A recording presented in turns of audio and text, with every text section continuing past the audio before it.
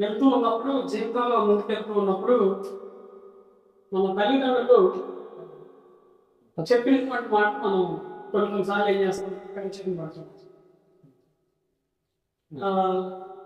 జీవితంలో అంటే మనం అప్పుడే ఎదుగుతున్నప్పుడు తల్లి కానీ తండ్రి కానీ మన దగ్గరికి వచ్చి, అయ్యా అమ్మా ఈ విధంగా చేయొద్దు, ఈ విధంగా చేస్తే లోకం అంత ఒక తీరుగా మనల్ని సూటిపోటి మాటలు పొడుస్తూ ఉంటుంది.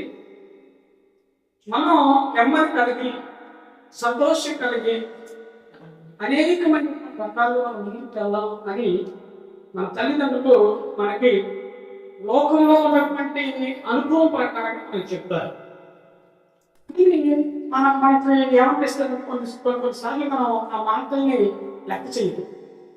లెక్క చేయకపోవడం వలన ఏమైతుందంటే మన జీవితం అనేటువంటి 50% అంటే 50% వెనక్కి వెళ్ళేటువంటి అవకాశం అక్కడే ఉంది.